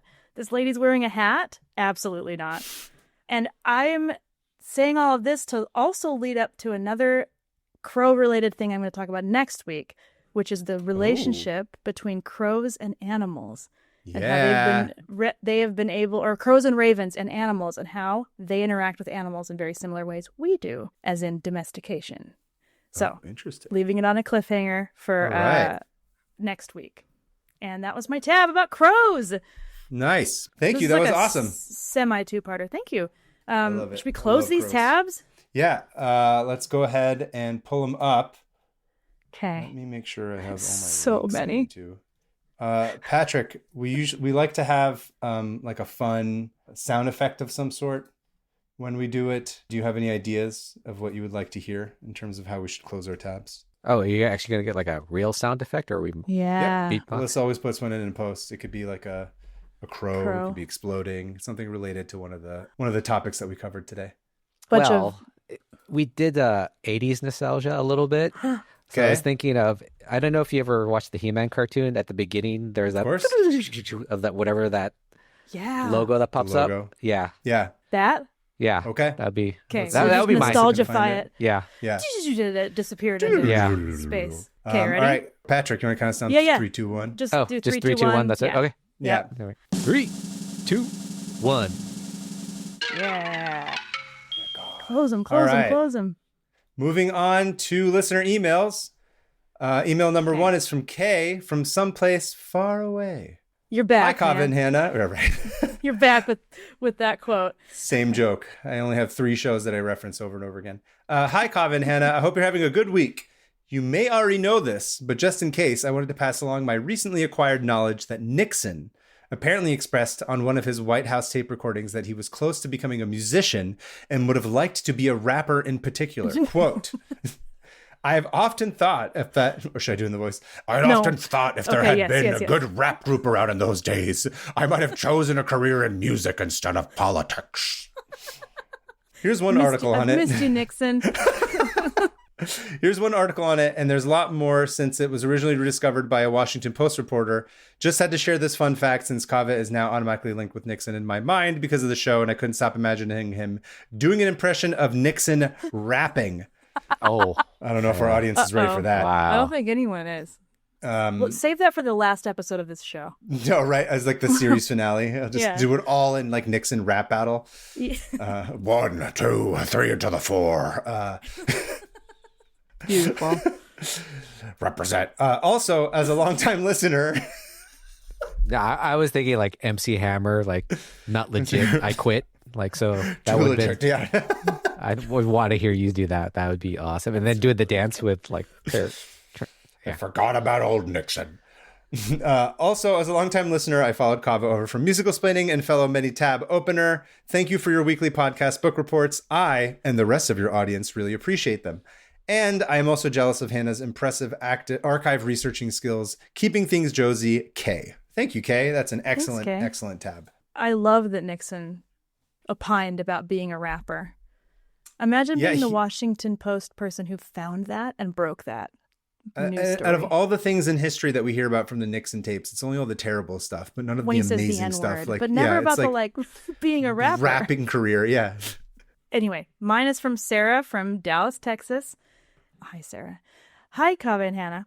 I just finished listening to episode 62 and enjoyed the tab about Rube Waddell and his antics. Yeah. Rube. At the end of the episode, you mentioned when Randy Johnson pitched and hit a bird during a spring training game in March 2001. right. Oh, I remember that.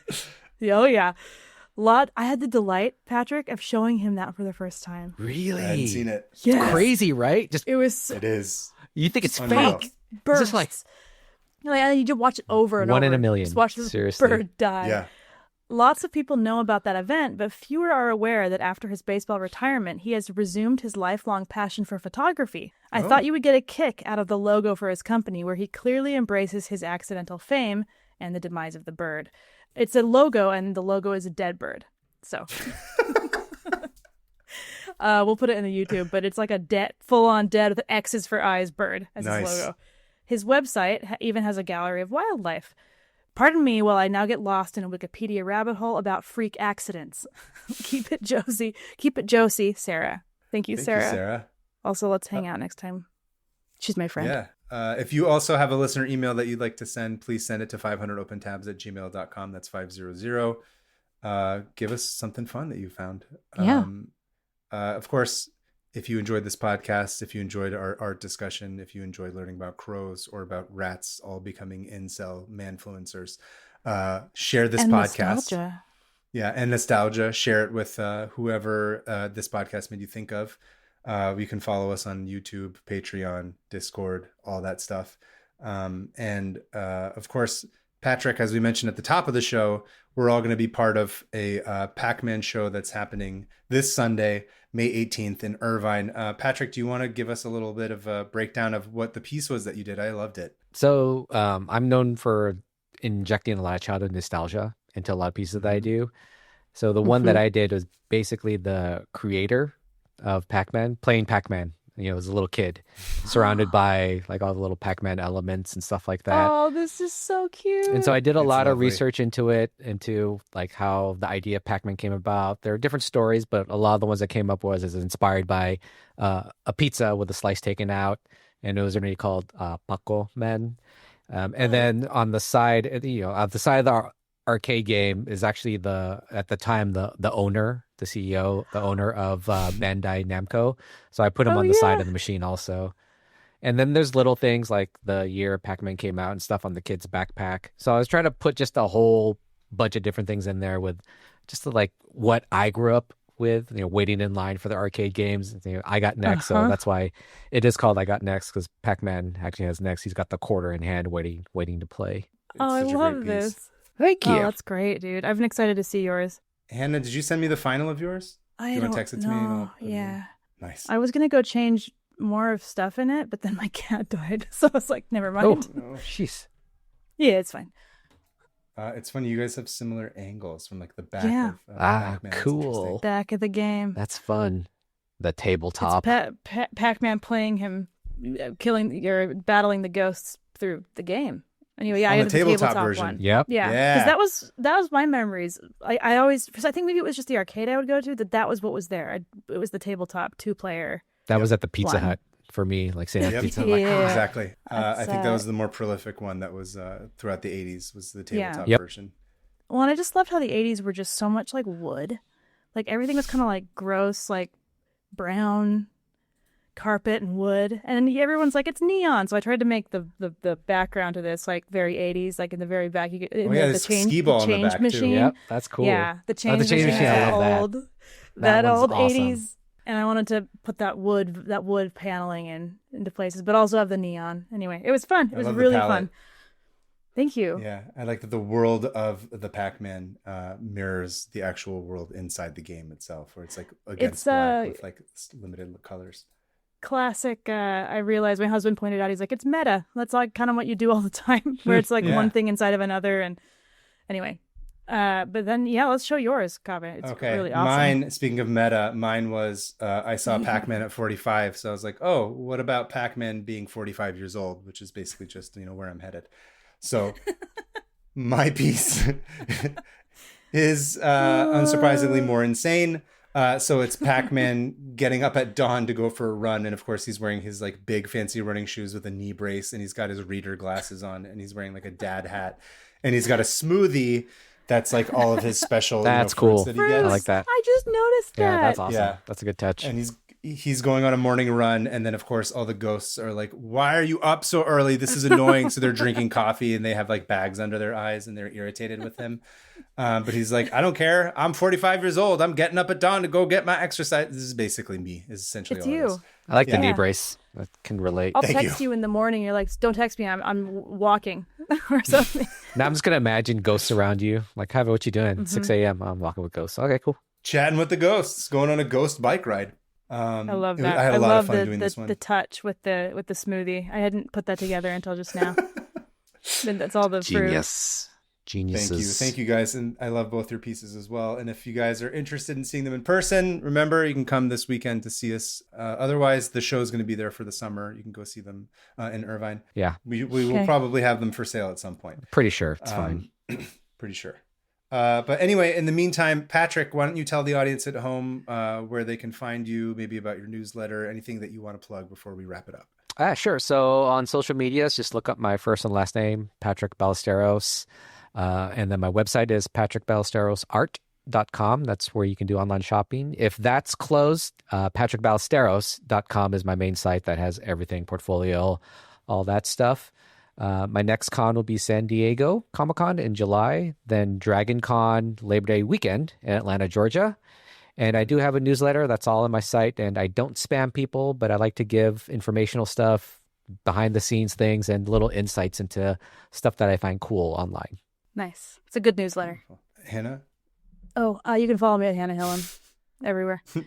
I almost forgot. This weekend is Comic-Con Revolution out in Ontario, not in Canada, but in the Inland Empire in Southern California. And I will be there for another Mina tab. I almost completely forgot. It's going to be Saturday, May 17th from 5 to 6 p.m. in room 200 AB. We have a couple of new people on the panel that have not been around before. So if you're going to be there at Comic-Con Revolution, come check it out. Also, my information is all on my Instagram, which is PermaFriends. And of course, I'm Kaveh Taherian on Blue Sky. And I believe that about wraps it up. Patrick, thank you so much for your wonderful tab. I'm not surprised at how insightful and delightful it was. It's a reflection of you as a person and your art. So thank you again. Thank you guys. That was awesome. Had a lot of fun. I love being able to talk about shared experiences and nostalgia. It's always good. Thank you. Yeah, thank you again. And until next time, I will see you at the Gwen Stefani tribute toilet. I'm going to keep it Josie and see you there as well. Keeping it. You know what? I should keep it Josie because Josie came last week. The Gwen Stefani tribute toilet? It's always a mess. The Gwen Stefani... Look, you were gone for 2 weeks. What was I to do? No one cleaned it. Clean the Gwen Stefani tribute toilet? No, it's... our sign-off is a mess. And so usually Alyssa will just fade it out so we fumble through it. Anyway, thanks again, guys. See you next week. Bye.